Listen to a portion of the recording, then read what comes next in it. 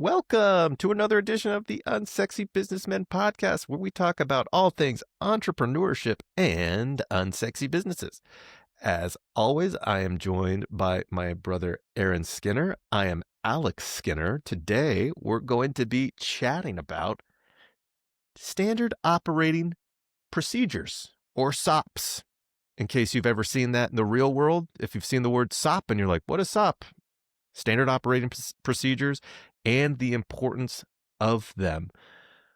I don't know I've just worked at so many businesses in my life, and the best businesses and the ones that scale the fastest and are the most successful have standard operating procedures. I think of all successful businesses ever, that I haven't even worked at before, but I'm just thinking about like your Amazons, your Apples, your Googles, et cetera, et cetera. Why do we use those services as much as we do? Because they have really well-built standard operating procedures that get us the products and services that we want. So the reason that we're talking about this is the most important thing for scaling. You can be an employee for your clients the rest of your life, but if you get removed from your business, that means and your business fails, that means you do not have the proper standard operating procedures in place to ensure that it can run effectively. So Aaron, just kicking off with you, how'd you go about building these out? Sure. And we'll get into this later, but I would have never been able to sell my business if I didn't have SOPs. Like you have to have it. So the way that and that's just a little teaser for the rest of the podcast. The how I learned about having SOPs, I'm just going to call it that, so I don't have to say the whole word every time, or words, was my first hire. So we had our first hire, hired him, and my thing was like, I'll just go show him real quick how to clean this building and it'll be fine. You do this, you do that, you do this, you do that, and then go do it. And within a month, we didn't have that building anymore because he started doing things his own way, showing up at his own, whenever he wanted to. And we lost that building, which was a huge detriment at the time because it was one of our largest clients. And of course, you're like, whoa, what an idiot. Why would you do that? Because I didn't know what I was doing. That's why. That was my first hire. It was one of our first buildings and it was far away. So we had to hire someone that was more local. But so what I learned from that was we put together the SOP and just broke down every single thing that you had to do when you were cleaning a building. And from what time you get there, how you're literally how you're cleaning the toilets, to how you're mopping, to how you're vacuuming, and then how you're putting everything away when you're done. If there's issues that's going on in the building, how do you respond to that? Who do you talk to? And then we I used that SOP for every other thing that we did. So not just the janitorial cleaning, but with window cleaning, with carpet cleaning. And in the SOP, it was literally like, it was as simple, like as detailed as, this is how you knock on the door. This is how you talk to a customer. These are the questions that you ask them when you're interacting with them. And then it went through all the different types of things. But once I put that in place, it made our complaints from clients just went way down because we already had that expectation built in of exactly what you had to do. And not only that, we had an SOP for our supervisors, checking on the people to make sure they're doing the correct, they're following the SOP that we had. So yeah, that's it. You have to have it. I mean, just like you were talking about Google and Apple, like McDonald's. Like, could you imagine if just like random McDonald's you go to just did things completely differently, or just whatever your favorite fast food restaurant is, or your favorite grocery store, if all of a sudden they just did things completely different that you're used to, it would just throw everything off. So you have to make it in a way where it can function and that's the other nice thing about SOPs. Maybe we're going to get into, I'm sure we'll get into this, is it can function without you because everything is written down and everyone knows exactly what they need to do. I mean, we had SOPs for how we were doing interviews and how we would hire people. Just SOPs for every aspect of your business is an absolute necessity. You can't grow, and you 100% could never scale unless you have those set in place.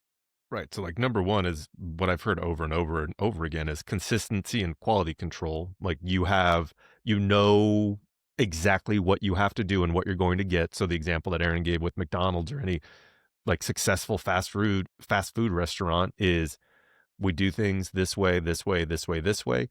That I have found this to be a lot harder in an agency where things are um things are a little more Dynamic. fluid, especially when it comes to algorithms and stuff that happen. So Sure. there's a standard way of doing all of the execution, but not necessarily the research. Like we make sure within our research, it's like, but like make sure you like check other things too, like see if anything has changed. Like we all make each other aware when these things happen, but you have your baseline. Like you're like, all things considered, this should always be the same. And I'm sure you experienced this too. Like, and sometimes like you have to update those.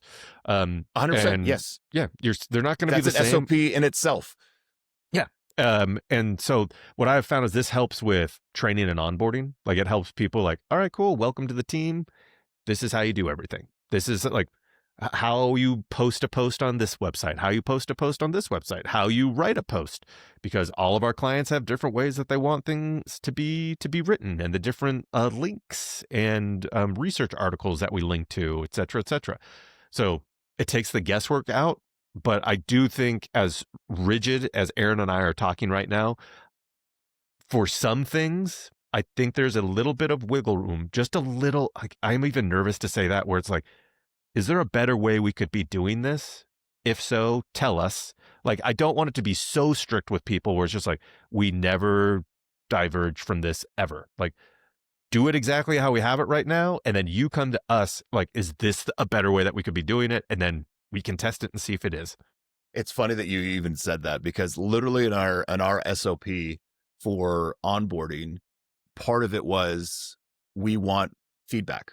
Like, tell us if there's an aspect of our business that you don't understand.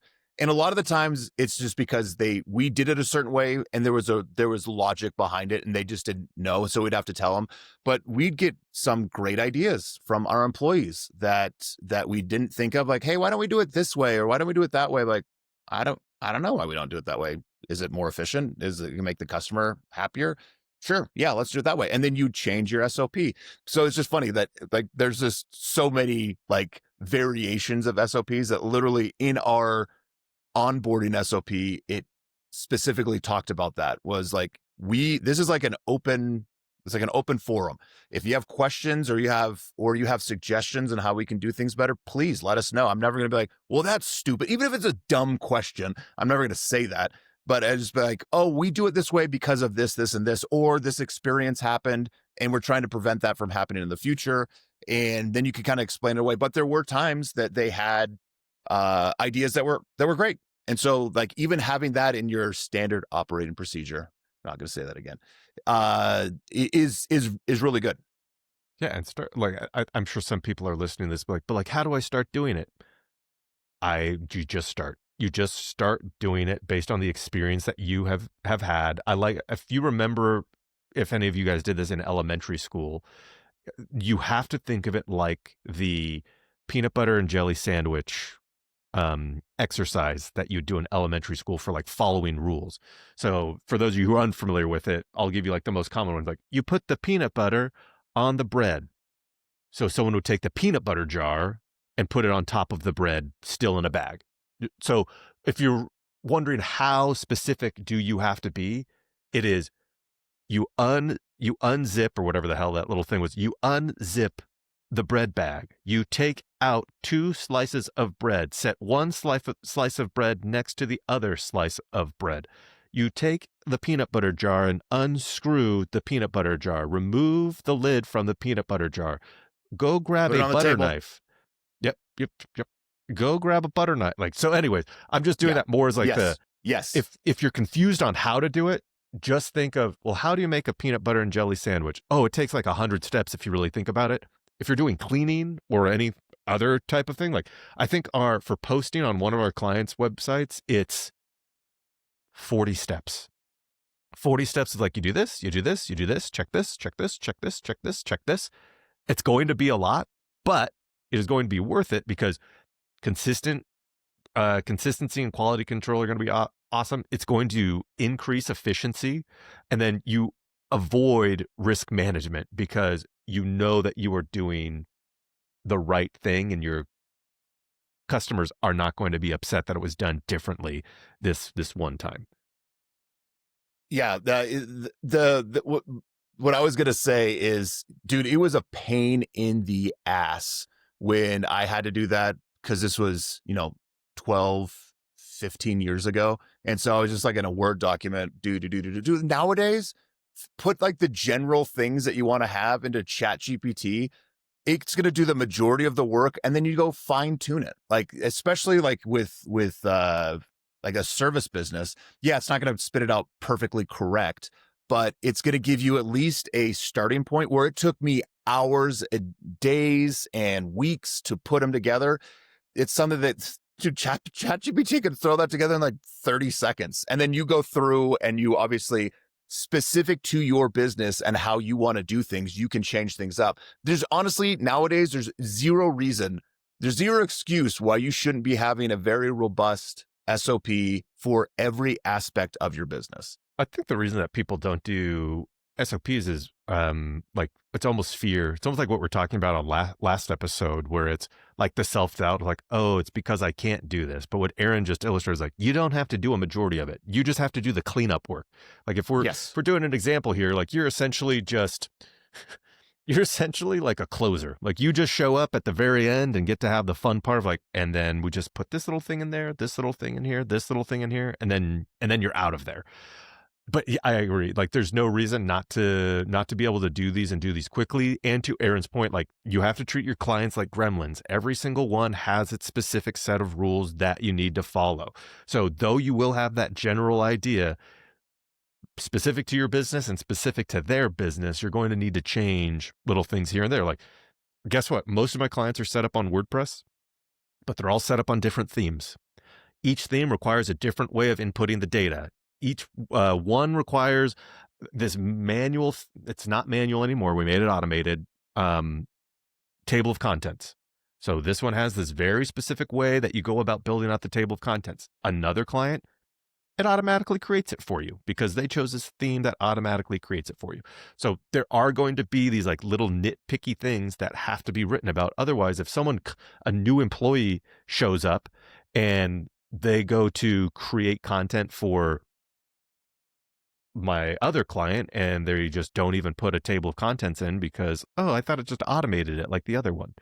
That's what we're trying to avoid here. People know, and then as you get bigger and bigger, there's more and more. But guess what? You start hiring people who then can use the standard operating procedures that you have created and start building them for your other clients as well. So it seems daunting. I really think what it is it's your first is always the most daunting, and then it gets easier from there. Like Aaron says, like, so we had our one for janitorial, we had our one for window, we had our one for carpet clean, we had our one for residential, and then we made those specific to different types of people. Well, the funny thing is like, oh, this is so daunting. It's going to take so long. This is going to suck. You know what's going to suck more? Having angry clients because they're not doing, your employees aren't doing the service the way they're supposed to.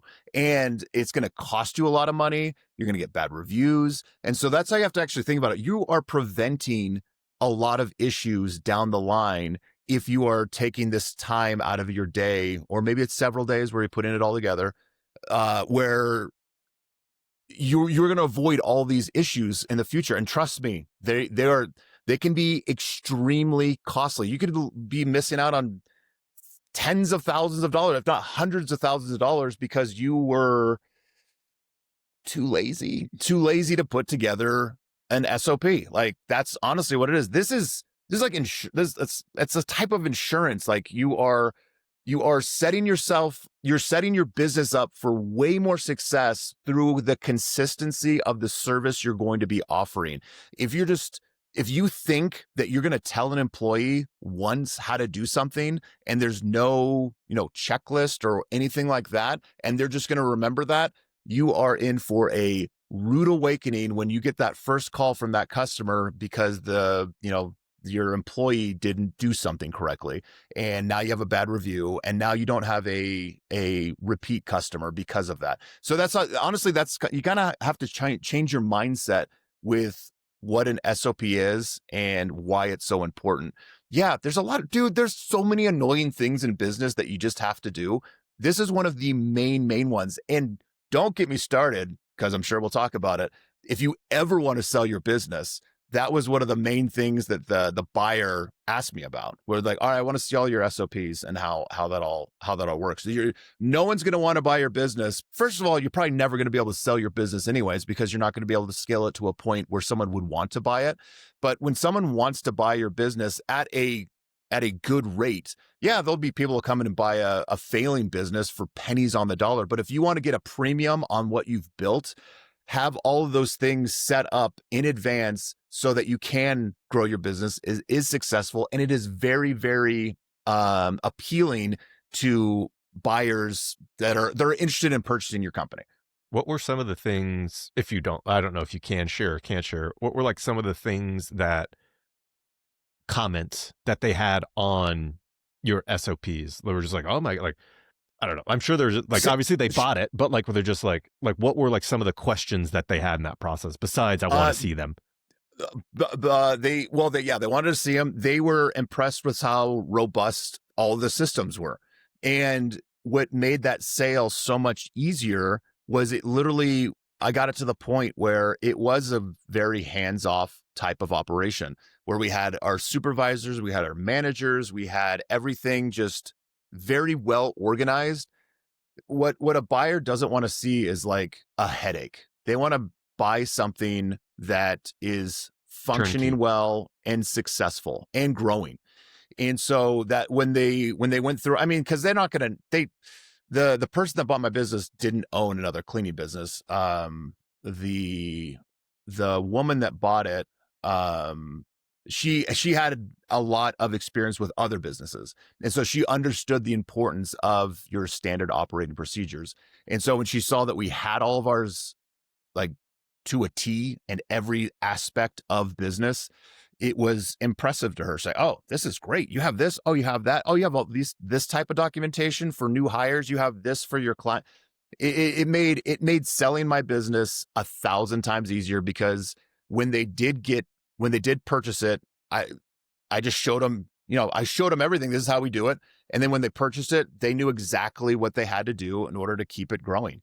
And I mean, part of the selling your business, I'm sure we'll do a podcast on this. Part of the deal when you sell a business is you have to be around for, depends on how you structure it, 6 months to a year, where you're just helping them with all the questions that they have.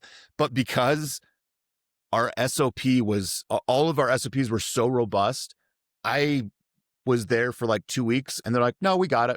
I was like, sweet, see you later. So it was great, because there are people who sell their businesses and they have to stay involved within that business for, sometimes it's a year after you sell it. But because we had already set all that stuff up and it was so easy and kind of it ran itself for the most part, I was only there for 2 weeks, and then they're like, no, we're good.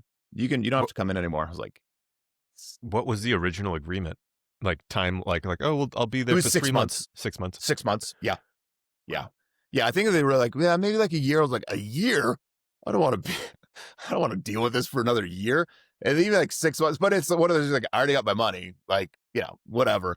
But you're dedicating another 6 months of going in every day and helping somebody out. But yeah, it was supposed to be for 6 months, and it was like I said, it was 2 weeks, and then like, yeah, we're good. Sweet. I think it just makes everybody happier. So yeah, the person who buys it happier because it's just really easy. It makes the owner happier because there's less headaches to deal with. It makes the employees happier because there's no gray area of how to do this thing. Like when an employee is operating, especially in something like cleaning, it's just like, more black and white that it can be, like the better. Not to say like there isn't some like gray area, like Sure. so that they're thinking and trying to come up with new ideas. But I think, and I'm sure you've had this though before. I'm sure you've had employees where it's just like, I just want to come in, do my thing, and leave. And so if they know exactly, like I've worked at jobs where I'm just like, I just want to like know what my thing is and leave. It's really simple. Like one of the calls, like I'm sure you experienced. It's how they get as big as they do. Like at a call center, it's just like, here's your script, here's everything that you say. You have this problem, you do this. You have this problem, you do this. And it just, and then I was like, great, I did. I followed the script, and now I get to go home. Thanks for the $12 an hour. Talk to you later. Yeah, no, I mean, a lot of the employees we had, that's all they just wanted to go and do their job and leave. And if that structure was there for them to know exactly what they needed to do in order to be successful doing it, they liked it. I mean, yeah, of course, you're gonna have employees that suck and they don't want to. They skip on things and then they get in trouble, and then you write them up and then you give them another warning, and then you write them up again and they get fired. But that's the whole. I mean, we had an SOP for. That's why you have the yeah. I mean, but yes, that's exactly why you have that. Right. But yeah, we had the SOP for disciplinary stuff. And so you just, again, every single aspect, and the employees were well aware of it. Like we could get into the employee handbook. I mean, we had the employee handbook that like everything that was, every SOP was actually in there for, the employee side of it. And they knew exactly what they're supposed to do. They also knew what would happen if they didn't do what they were supposed to do. There was no surprises at all, which is also great for, if you have to let somebody go and they try and, get you in trouble.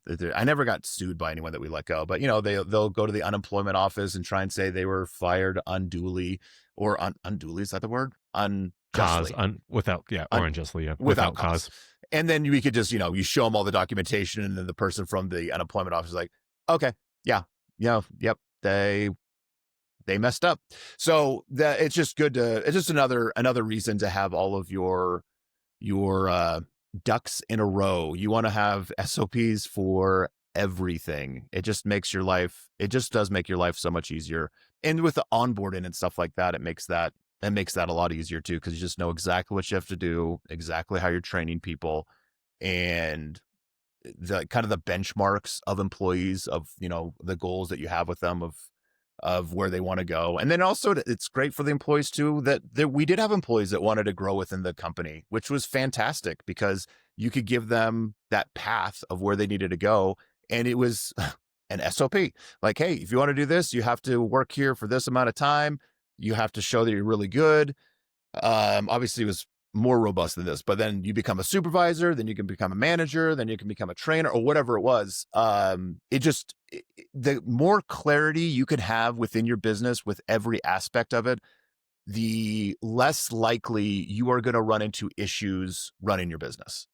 Less friction. I just think of like all the places that I worked as an employee. One of the places, what you just described was not in place. And so they'd be like, all right, guys, we got a bonus system. And then people would be like, wait, so how do I get a bonus? Like, we have it. We have a bonus system. All right, it's great that we have a bonus system, but like, how am I to achieve the bonus? And then you'd have people who'd be like, all right, guys, we have the career advancement. We have a career advancement thing. Like, how does one advance in their career here? And so they people, just do. that would like be their biggest. I mean, this is going to sound terrible, but like as a manager, like at the time, it was really nice not to have those like standard operating procedures for stuff like that, because then you could just choose whoever you wanted. It's just like, okay, I can be like, but I'm admitting to bias. Standard operating procedures will eliminate the bias that some people are going to feel. Like, so many people got pissed off whenever I would get promoted, and I would have been pissed off if I were them too, because it was just like, oh, we like you. You seem like you're really good with clients. Who knows if I actually am, but yeah, you're now an account manager. And so it's just like, oh, okay, great. Like, how did I do this?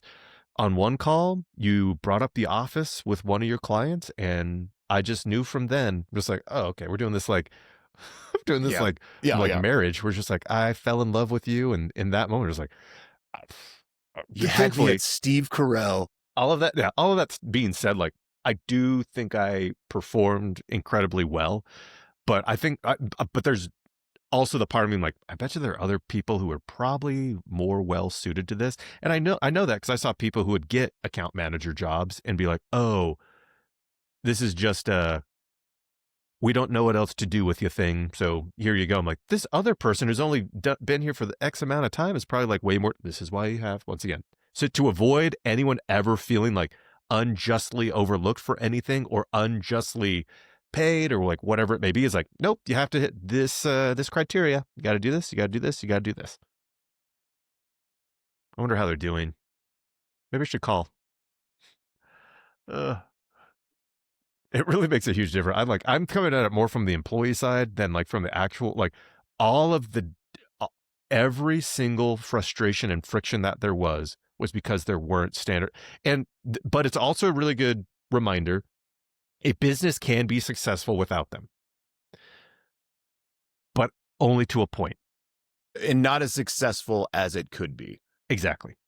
Right. Because and the other, yeah. Well, that is what I was going to say too, is the employees appreciate it, the customers appreciate it, and especially especially employees.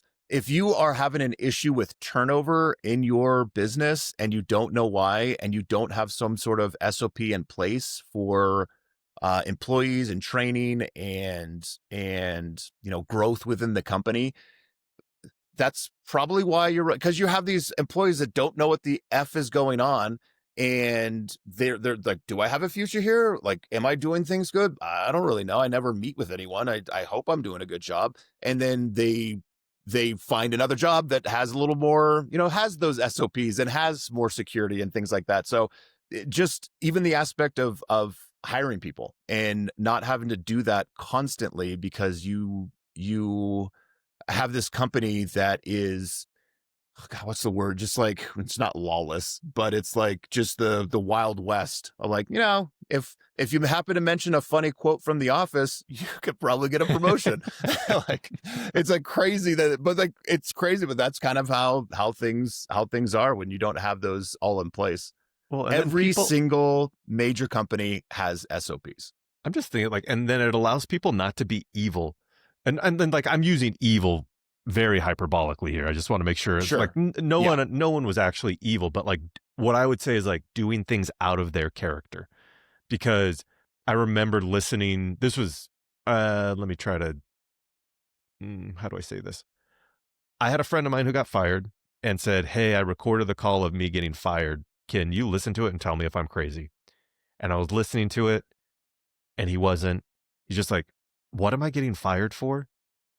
Like in the call, he asked this question. Then he asked me afterwards. He's like, so like, what am I getting fired for? Like, well, performance hasn't really been that great. What part of my performance hasn't been that great? Well, like we need to like be making a certain amount of sale. We need to be creating a certain number of sales qualified leads. It's like, I don't know what do you mean we need to be, what do you mean we need to do that? Like, well, like in order for us to pay you, like we have to have more money. Like, and you could just tell they never had a conversation where these are the standards that you need to achieve. Then the dude got fired and like, it's all good. But I also knew the person who was firing him, who is a saint, like an absolute saint. And it hurt me so much to hear someone going through this process of firing someone. And you can hear in their voice, they're like, I know that this isn't unjustified, but like, I know I don't have good reasons for doing this. I have just been told I have to do this. Mm-hmm. You're right. Right. Which is a crappy situation to be in. Yeah. I hated it. Like firing people was like so hard because I tried my best to like build out, like, here's the strike one, strike two. And we're writing it down in our Trello or whatever we were using. Strike one, strike two. And then like when we fired him, and even with me kind of BSing some standard operating procedures, people would still be surprised because it wasn't explicitly told to them ever. Like, this is our company's way of dealing with this. And honestly, not having benchmarks that people need to be hitting really can make your employees feel blind. It's just like, they need to know what to do. And I don't just mean like execution wise, like what is performance? Like, what is that? Right. Right.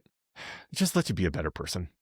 Having standard, like it, like really like protects you, but also just like makes there's no bad guy. It's just like, nope, this is how it is. Here you go. Yeah. Yeah. You were very aware of how you were supposed to do things. You didn't do it. You were also very aware of the consequences if you didn't do the things that you were aware of. So yeah, it's no one's getting blindsided by disciplinary things. And we're really going hard on the the aspect of like employees and stuff. But if we're really like digging into this, like the SOPs just for how you're doing sales, how you're doing your marketing, how you're doing your other things that I can't think of right now, but things and stuff, Bookkeeping. But yeah, but there's like a million different things, or like SOPs, especially if you're running a business. Like, what is your SOPs for like your maintenance on your vehicles? Like, there's just like all of these things, like we said from the beginning, are set in place to prevent more expenses and prevent problems from happening. Because if you don't have an SOP on your vehicles and you just let them run whatever, and then what happens when you have a carpet cleaning company and your carpet cleaning van breaks down and you can't get into the shop for a week? You're out for a week with your main source of income. That's insane. So and some companies might not be able to survive that. Let me get into the other SOP. Finances. So you should have an SOP for finances. So if something like that were to happen, like your van gets in an accident with somebody, it's out for a week, you've set up your finances in a way where you can be comfortable with your van being out for a week because you've done really well with your finances and saving money for a rainy day. And so there's just all of those things that might not seem like a big deal, can turn into a big deal really, really fast if you're not prepared by kind of just looking to the future and like, all right, what problems could happen? Let's try and prevent them before they happen. Now, you're not going to be able to deal with everything, but that's kind of the nice thing about running a business is something will come up that was kind of out of the blue you didn't know about. Guess what? New SOP. Standard operating procedure. Yep. Got a new one. I mean, that's literally how our business, when I was growing it, was like an issue would happen. I was, kind of blindsided me. I'm like, I never want that to happen again. Here's the new standard operating procedure for this scenario.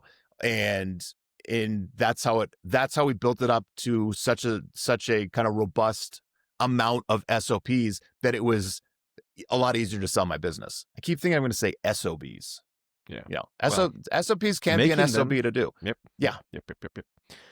Well, any other thoughts on SOPs? Yeah, don't sleep on them. Don't sleep on the SOPs. And also, fuck LinkedIn.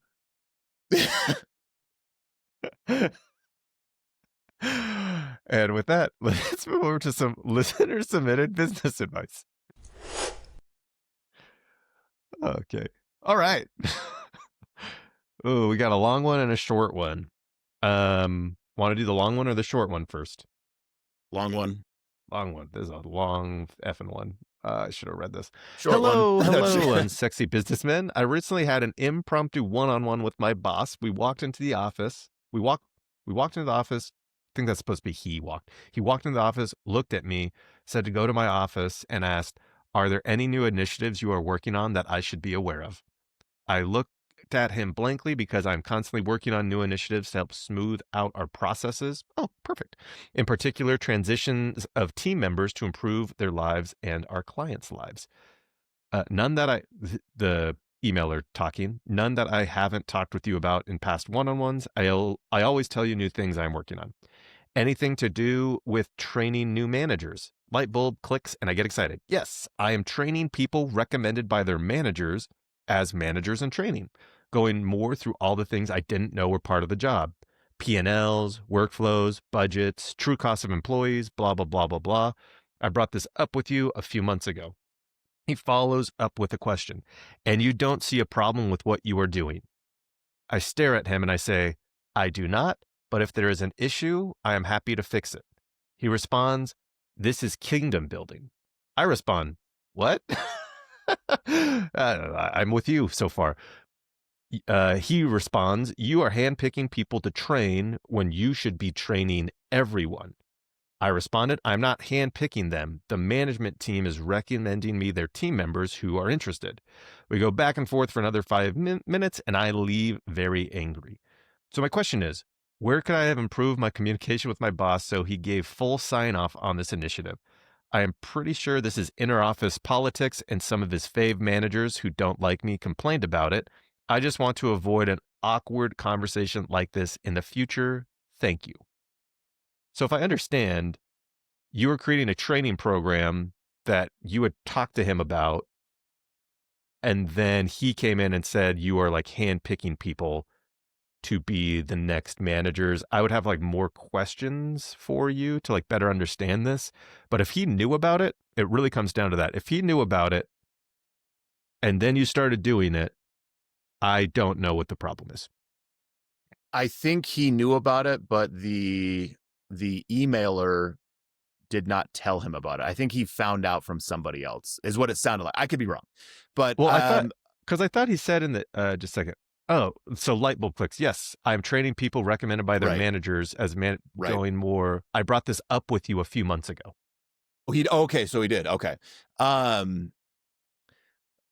would just, if it's God, I hope it was in an email. Always have everything in writing.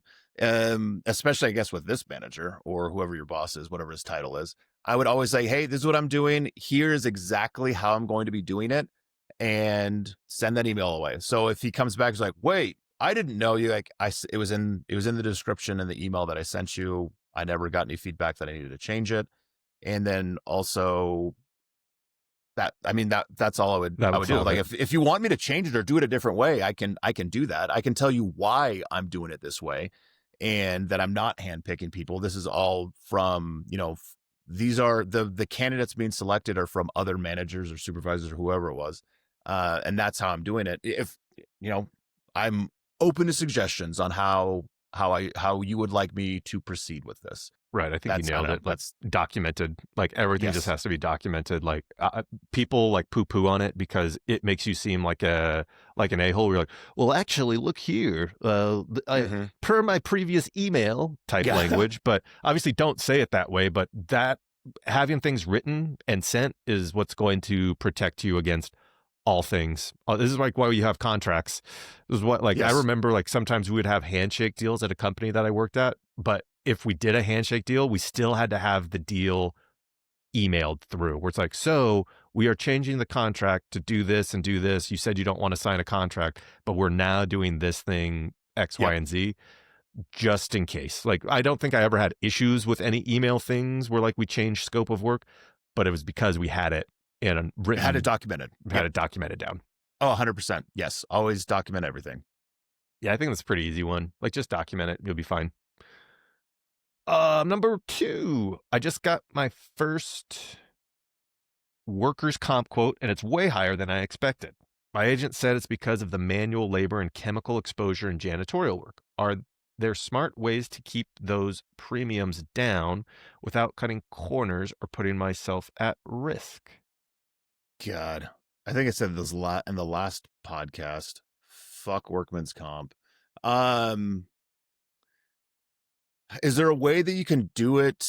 I mean, you could have like an SOP for, if you could show that you have an SOP for how they handle hazardous materials, that can help with maybe lowering that premium. The issue that you are going to run into running a business, and as your business grows, your workman's comp premium is based off of how much money you're making. Really nothing else. You could have the same amount of employees, but if you're making more money, they charge you more. So every year, and this is probably not what you want to hear, every year my business grew. And every year they would tell me that they undercharged the premium, and it would go up by like $5 or $7. I would almost always owe them like $5,000 or $7,000 more for that year, because they did their calculations, and the calculations literally was just how much money are you making? Oh, you're making a lot more money? Great, we can charge you more. And so, but what does help with that is having all of those SOPs in place. So this is actually a perfect question for this, because insurance companies like to see that you are responsible And if you can demonstrate how you're responsible within your company, that can help with lowering your premiums. The other thing too is, dude, shop around. At the time, it was really hard to find companies that would do workman's comp in Idaho. There was like 2 companies that would do it, and it sucked. Nowadays, it's a lot better. So what I would do is, did he have a business or a insurance broker in the No, email? it doesn't say. So if you get Oh an yeah, insurance broker, my agent said. okay, the agent is probably different than a broker. So Okay. what you do is you find an insurance broker and have them get you a bunch of quotes. That's what you do, and then you just find that, honestly, you find the cheapest one, because it as your business grows, you're just going to pay more and more money into that. So that sucks, but I don't know where you're from, or what state you're in, but I think nowadays it's a lot easier to get several different quotes. At the time, when I very first started, you could only get it through one company, which, that doesn't sound like a scam. But it was like, I can't remember the name of it, but like, for whatever reason, that had like a monopoly on workman's comp in Idaho. And but nowadays you can just long-winded, get a broker, have your SOPs in place that you can show exactly how they're going to be dealing with anything that might be hazardous, and find the cheapest workman's comp. That's what I would do. Not even going to pretend like I would have a better answer than that, because I've never had to deal with this. So thank God. Thanks as always for the listener submitted business advice. You can reach us in the YouTube comments, or you can reach us at unsexybusinessmen@gmail.com. Go have a wonderful week, everyone, and we will chat with you next week. Bye. Thank you for listening to the Unsexy Businessmen. Don't forget to like, subscribe, and leave a review. Now go get to work.